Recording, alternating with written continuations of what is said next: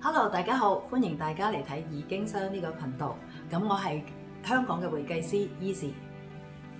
咁今日咧，我哋想探討一下香港究竟有啲咩稅種係同香港市民息息相關嘅。原來香港咧係有三大稅種㗎。第一就係物業稅，第二就係薪俸稅，而第三咧就係利得稅啦。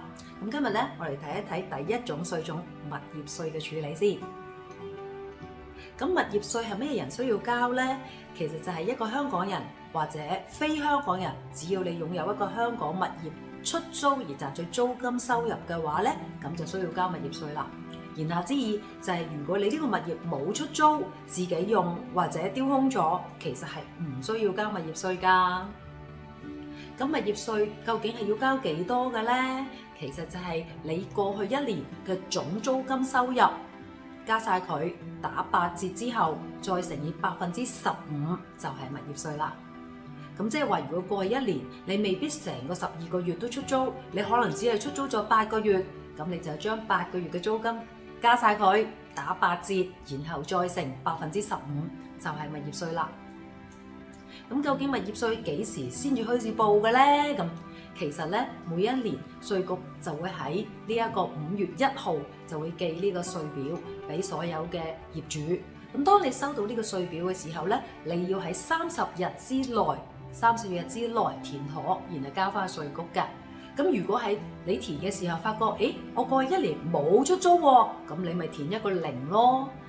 但係唔可以唔填，唔可以唔理㗎，因為如果你過期冇交到報稅表嘅話咧，係有罰款㗎。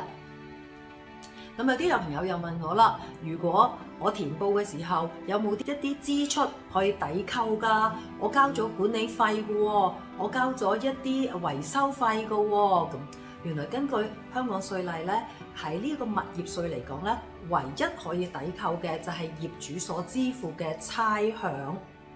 係差餉，唔係地租啊！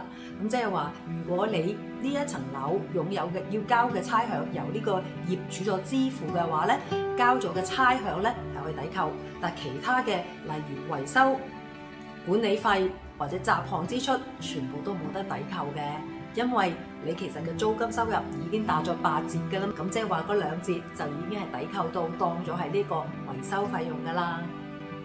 咁仲有啲咩方法可以減低物業稅嘅呢？咁我哋咧個團隊咧就可以幫助大家，所以有興趣可以了解多啲嘅朋友咧，歡迎咧喺呢個 QR code 咧聯絡我哋。我哋希望咧可以睇到幫助到大家，睇下有咩方法可以幫大家咧處理好啲你哋嘅物業稅。咁下一個視頻咧，我哋就再講薪俸稅。希望下次見，拜拜。